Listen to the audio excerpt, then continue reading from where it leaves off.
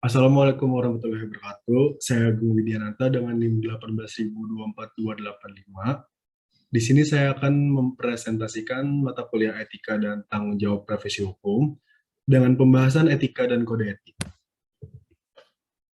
Sebelum masuk ke pembahasan, ada beberapa poin-poin yang saya akan jelaskan di sini. Yang pertama adalah etika dan kode etik tentunya, dan selanjutnya adalah perbedaan dan persamaannya. Oke, baik. Yang pertama adalah etika. Apa itu sih etika?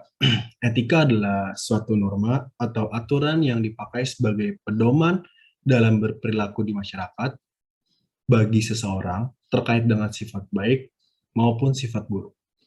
Ada juga yang menyebutkan pengertian etika adalah suatu ilmu tentang kesusilaan dan perilaku manusia di dalam pergaulannya dengan sesama yang menyangkut prinsip dan aturan tentang tingkah laku yang benar. Sebenarnya kata etika sendiri itu berasal dari bahasa Yunani kuno, yaitu etikos, yang artinya timbul dari suatu kebiasaan. Dalam hal ini, etika memiliki sudut pandang normatif di mana objeknya adalah manusia dan perbuatan. Mengutip dari salah satu tokoh menurut Surgarda Purbakawaja, pengertian etika adalah suatu ilmu yang memberikan arahan, acuan, serta pijakan kepada suatu tindakan manusia. Etika sendiri pun mempunyai ciri-ciri, yaitu yang pertama adalah tetap berlaku meskipun tidak ada orang lain yang menyaksikan, bersifat absolut atau mutlak, terdapat cara pandang dari sisi batinnya manusia, dan selanjutnya berkaitan dengan perbuatan atau perilaku manusia. Kita masuk ke pembahasan selanjutnya adalah kode etik. Kode etik adalah suatu sistem norma, nilai, serta aturan profesional secara tertulis yang dengan tegas menyatakan hal baik dan juga benar, serta apa yang tidak benar dan juga tidak baik bagi profesional. Nah, secara singkat, pengertian kode etik adalah suatu pola aturan, tata cara, tanda, pedoman etis di dalam melakukan suatu kegiatan ataupun suatu pekerjaan. Nah, tujuan kode etik ini sendiri adalah yang pertama, agar profesional dapat memberikan jasa dengan sebaik-baiknya kepada para pemakai ataupun para nasabahnya. Selanjutnya adalah sebagai pelindung dari perbuatan yang tidak profesional, ketaatan dari tenaga profesional terhadap kode etik yang ada merupakan sebuah ketaatan yang naturiah. Nah, sebenarnya etika ini kapan sih kita harus mempelajarinya ataupun menerapkannya? Etika ini harus dididik dari sejak dini sampai kita dewasa.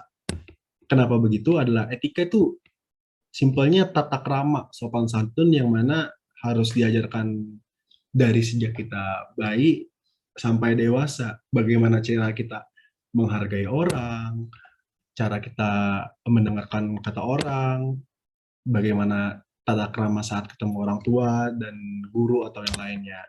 Nah, sedangkan kode etik itu dimulai dari masa kita remaja menuju ke dewasa, di mana saat masa remaja, saat kita bersekolah maupun di SD, SMP maupun SMA, kita pastinya pernah mengikuti organisasi seperti ekstrakurikuler ataupun OSIS sekalipun. Dan kode etik ini akan berlaku di remaja di dalam organisasi, yaitu keprofesionalitasan kita, di mana kita dituntut untuk profesional dalam menghadapi sebuah pekerjaan yang harus diselesaikan. Nah, itulah mengapa kode etik ini dimulai dari sejak kita remaja dan beranjak ke dewasa.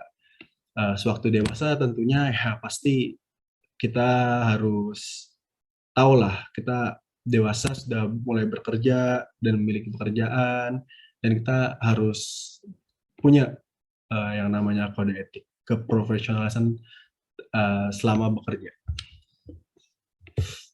Oke, masuk ke pembahasan selanjutnya ada di perbedaan. Etika pada dasarnya merupakan sesuatu yang berada di dalam diri manusia atau sekelompok yang diyakini benar. Sedangkan kode etik merupakan sebuah peraturan yang tertulis, mengikat, dan memiliki sanksi. Jadi, etika itu adalah sesuatu yang ada di diri kita sendiri, di diri kita sendiri, yang dimana itu muncul dari kebiasaan kita bagaimana, perilaku kita kayak gimana. Sedangkan kode etik itu adalah peraturan yang tertulis, mengikat, dan memiliki sanksi. Ya, kode etik itu sifatnya mengikat. Walaupun kita dalam keadaan yang bagaimanapun, kita harus kode etik kita harus tetap ditampilkan. Kita harus menampilkan profesionalitasan kita saat bekerja. Dan jika kita langgar, ya pasti itu memiliki sanksi. Nah, sebenarnya, kemudian di persamaan pada tujuannya di mana keduanya berusaha agar seluruh masyarakat bertanggung jawab akan apa saja yang dilakukannya. Nah, coba bayangkan, jika di masyarakat tidak ada etika dan kode etik, pastinya masyarakat tuh tidak akan memiliki pegangan untuk bermasyarakat dan cenderung tidak bertanggung jawab dalam bertindak. Nah, yang bisa kita simpulkan bahwa etika dan kode etik ini sangat memiliki peranan penting dalam menjaga keteraturan sosial di samping hukum dan norma. Pastinya itulah, karena ya kalau kita nggak ada etika dalam bermasyarakat, ya pasti orang-orang bakal tidak suka dengan kita, membenci kita, dan segala macam. Itulah pentingnya etika. Oke, selanjutnya siapa saja sih yang harus mempunyai etika dan kode etik? Saya di sini mengambil di dunia hukum ya. Tentunya sebenarnya tuh masih banyak di dunia, maksudnya di lingkup yang lain, tapi saya di sini mencoba untuk mengambil di dunia hukum. Oke, yang pertama ada advokat.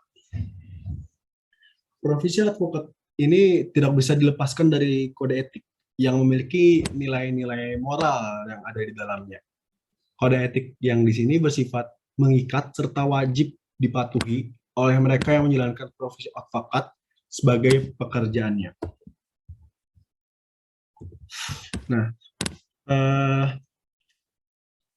advokat ini diatur dalam Undang-Undang Nomor 18 Tahun 2003 tentang Advokat dan Kode Etik Advokat Indonesia.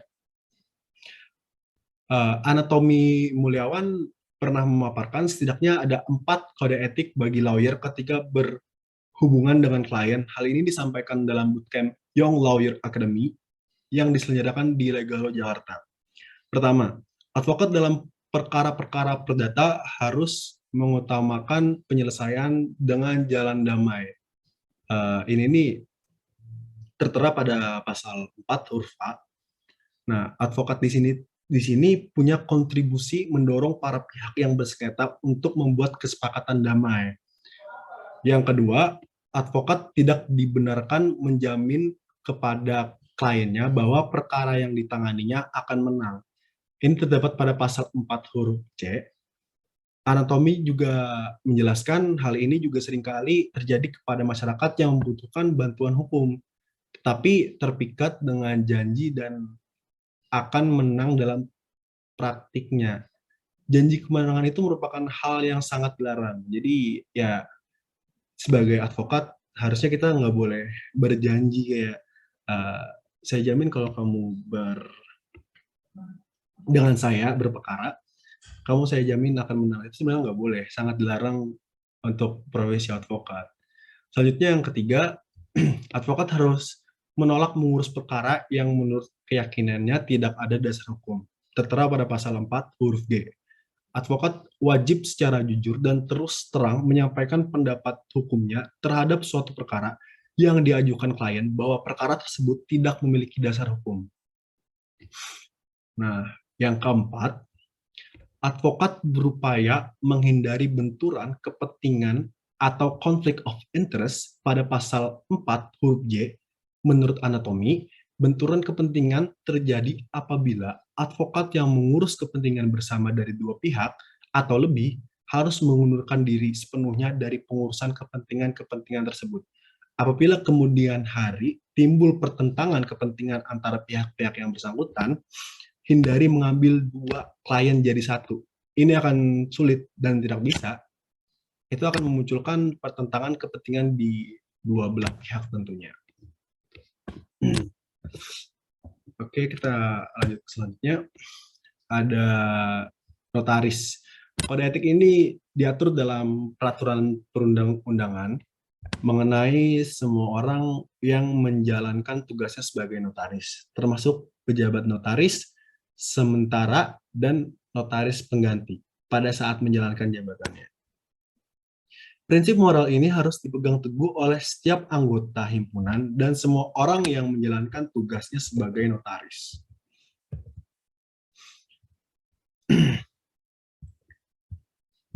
Nah, di notaris ini ada kewajiban dan ada larangan juga. Jadi langsung saja, Ikatan Notaris Internasional menyusun kode etik notaris pada tahun 2005 dan diperbarui pada tahun 2015. Nah, adapun kewajiban dan larangannya. Pada kewajibannya diatur dalam pasal 3 kode etik notaris. Yang pertama adalah memiliki akhlak-akhlak dan kepribadian yang baik, menghormati dan menjunjung tinggi martabat kantor notaris, menjaga dan mempertahankan kehormatan asosiasi, bersikap jujur, independen, tidak memihak, dapat dipercaya, dan penuh tanggung jawab berdasarkan peraturan perundang-undangan dan isi sumpah jabatan notaris. Selanjutnya juga ada mengutamakan pelayanan untuk kepentingan masyarakat dan negara, memberikan jasa pembuatan akta bagi yang tidak mampu tanpa memungut biaya. Mendirikan satu kantor di daerah domisili dan menggunakan kantor tersebut sebagai satu-satunya kantor notaris yang bersangkutan dalam menjalankan tugasnya sehari-hari.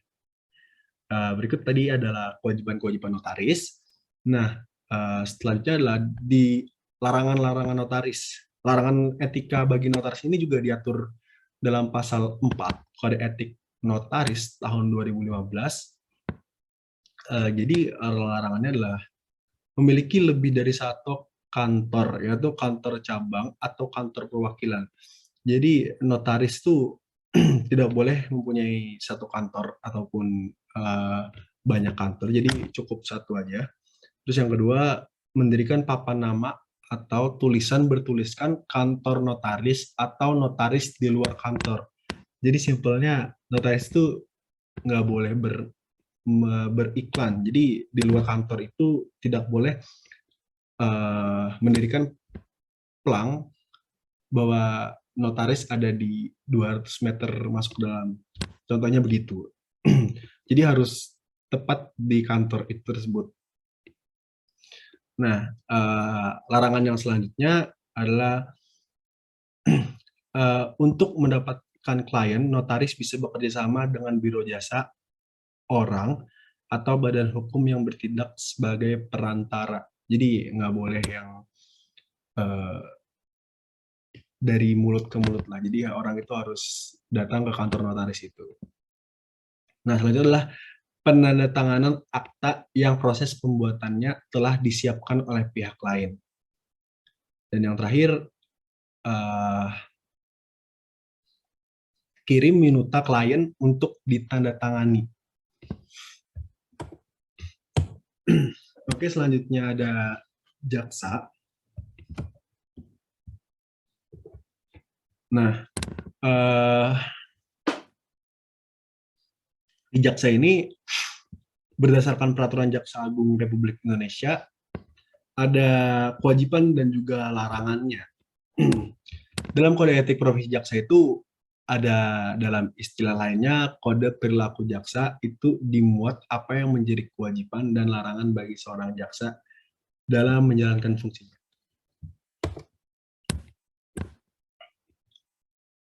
Dalam melaksanakan tugas profesi, jaksa wajib mentaati kaidah hukum, peraturan perundang-undangan, dan peraturan kedinasan yang berlaku, menghormati prinsip cepat, sederhana, biaya ringan sesuai dengan prosedur yang ditetapkan, mendasarkan pada keyakinan dan alat bukti yang sah untuk mencapai keadilan dan kebenaran. Selanjutnya adalah bersikap mandiri, bebas dari pengaruh, tekanan atau ancaman opini publik secara langsung ataupun tidak langsung. Bertindak secara objektif dan tidak memihak. Memberitahukan atau memberikan hak-hak yang dimiliki oleh tersangka maupun korban. Membangun dan memelihara hubungan fungsional antara aparat penegak hukum dalam mewujudkan sistem peradilan pidana terpadu. Selanjutnya adalah menyimpan dan memegang rahasia sesuatu yang seharusnya dirahasiakan, menghormati kebebasan dan perbedaan pendapat sepanjang tidak melanggar ketentuan peraturan perundang-undangan. Dan juga menanggapi kritik dengan arif dan bijaksana, bertanggung jawab secara internal dan berjenjang sesuai dengan prosedur yang ditetapkan. Sementara itu dalam melaksanakan tugas profesi, jaksa dilarang menggunakan jabatan atau kekuasaannya untuk kepentingan pribadi atau pihak lain.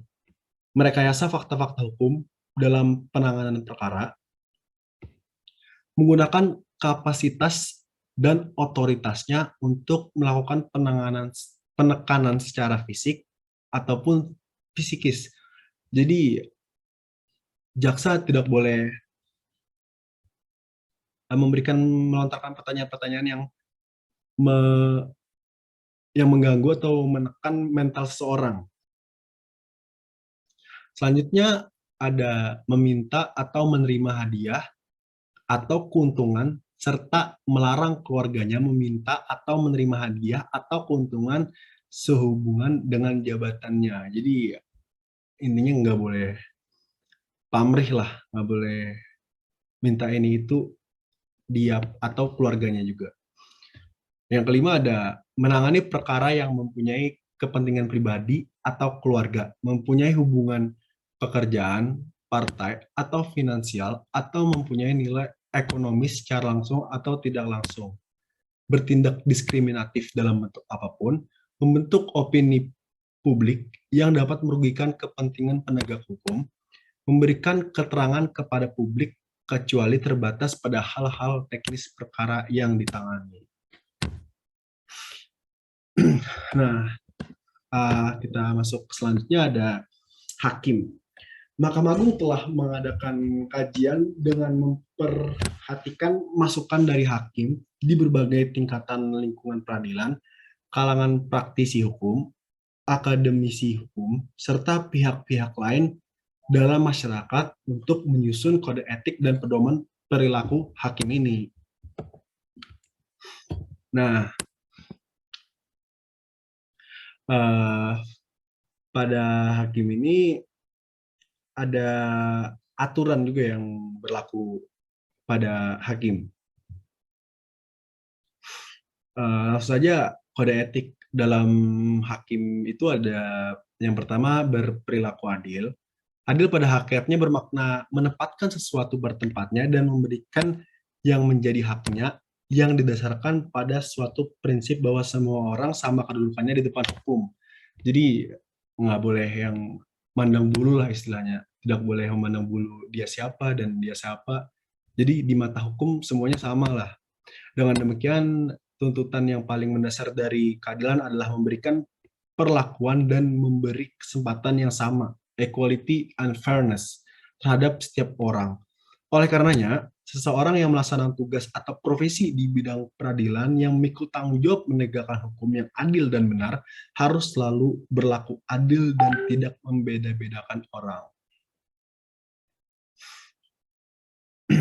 Selanjutnya ada eh, maaf yang tadi itu berperilaku adil dan yang ini adalah berperilaku jujur. Kejujuran pada hakikatnya bermakna dapat dan berani menyatakan bahwa yang benar dan yang salah adalah yang salah. Kejujuran mendorong terbentuknya pribadi yang kuat dan membangkitkan kesadaran. Dengan demikian eh, akan terwujud sikap pribadi yang tidak berpihak terhadap setiap orang, baik dalam persidangan maupun di luar persidangan. Berperilaku jujur itu saya kira bukan cuma di hakim aja, tapi di seluruh orang pun harus berperilaku jujur. Nah, selanjutnya ada berperilaku arif dan bijaksana. Arif dan bijaksana pada hakikatnya bermakna mampu bertindak sesuai dengan norma-norma yang hidup dalam masyarakat, baik norma-norma hukum, norma-norma keagamaan, kebiasaan-kebiasaan maupun kesusilaan dan memperhatikan situasi dan kondisi pada saat itu. Selanjutnya adalah bersikap mandiri. Mandiri pada hakikatnya bermakna mampu bertindak sendiri tanpa bantuan orang lain. Ada langsung saja saya paparkan berintegritas tinggi, bertanggung jawab, menjunjung tinggi harga diri, berdisiplin tinggi, berperilaku rendah hati, dan bersikap profesional. Nah, itu adalah kode etik dan etika dan kode etik yang ada di dunia hukum. Sebenarnya masih banyak lagi di dunia pekerjaan yang lain, contohnya ada medis, guru, pendidikan, maupun yang lain. Kebetulan saya cuma mengambil contoh dari dunia hukum. Sebenarnya etika dan kode etik ini sangat harus dimiliki oleh semua orang, pekerja, mahasiswa, siapapun itu. Karena etika sangat sangat amat dijunjung tinggi. Baiklah, dalam sesi pertanyaan ini ada yang mau ditanyakan? Ya, baik. Terima kasih untuk penjelasan materinya. Apakah suara saya terdengar? Terdengar dengan jelas. Di sini saya ingin bertanya mengenai lebih penting mana pendidikan dengan etika dan kode etik, dan juga mana yang harus lebih didahulukan antara etika dan kode etik atau pendidikan itu. Apakah pertanyaannya sudah jelas atau mau diulang? Ya, cukup jelas. Oke. Baik, terima kasih atas pertanyaannya. Untuk yang pertama, mana yang lebih penting? Bukan, mana yang lebih penting dari pendidikan atau etika dan kode etik? Tentu saja yang saya bisa bilang di sini, yang lebih penting adalah etika dan kode etik. Karena, dan mana yang harus didahulukan? Menurut saya harus didahulukan terlebih dahulu adalah etika, dan mana yang lebih penting adalah etika dan kode etik. Karena saya ada mengutip beberapa kata,